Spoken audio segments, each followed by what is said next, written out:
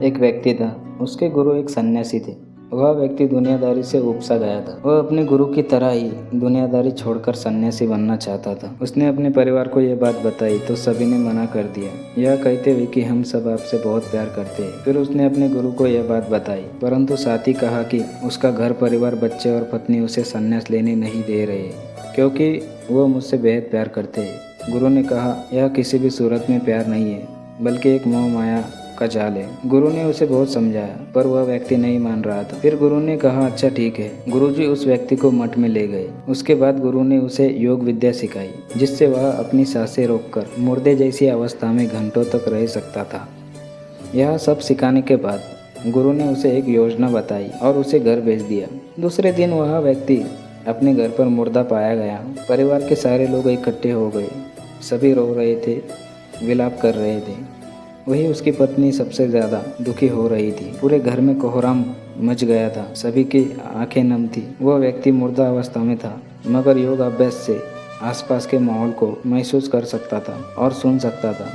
उसे बड़ा सुकून मिला कि उसका परिवार उसे कितना प्यार करता है। अंततः उसने संन्यास का इरादा त्यागने का फैसला कर लिया। कुछ देर के बाद उस व्यक्ति के गुरु वहां पहुंचे। गुरु ने सभी को शांत किया और अपने शिष्य के पड़े शव को देखा। कुछ देर शव को देखने के उसके परिवार वालों को कहा, इस शव में जान फूंका जा सकता है। इस व्यक्ति को मैं अपनी विद्या से जिंदा कर सकता हूँ। यह बात सुनकर घर के सभी लोग बहुत खुश हो गए। सभी को एक उम्मीद की किरण नजर आ रही थी। फिर सभी ने उस सन्यासी से कहा, तो आप यह काम जल्द से जल्द। इस पर उस सन्यासी ने कहा, एक समस्या है। इस कार्य को लिए परिवार के किसी अन्य सदस्य को अपने प्राण त्यागने होंगे। यह सुनकर सभी लोगों की सांसें रुकी की रुकी रह गई। सभी ने एक दूसरे को देखा। सन्यासी ने परिवार के सभी सदस्यों से एक एक कर पूछा। किसी ने भी हाँ नहीं कहा। सभी ने अपनी जान की जरूरत बताई और अपनी जिम्मेदारी भी। सन्यासी ने फिर उस व्यक्ति के पत्नी से, अगर यह नहीं रहे तो तुम कैसे जियोगी?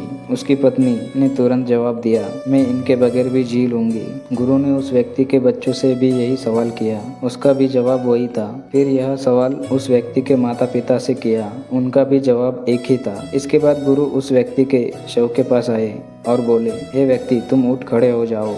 वह व्यक्ति उठ खड़ा हो गया और बैठ गया। फिर उसके बाद गुरु वहां से जाने लगे। उसने अपने गुरु को रोका और गुरु से कहा, मैं भी आपके साथ चलता हूँ। अब उस व्यक्ति को यह समझ में आ गया था कि उसकी ज़रूरत उसके घर में कितनी है। अब वह एक पल भी अपने घर में नहीं रहना चाहता था। इससे हमें यह सीख मिलता है कि आपके होने न होने से किसी पर ज़्यादा कुछ असर नहीं पड़ता। आज के लिए इतना ही।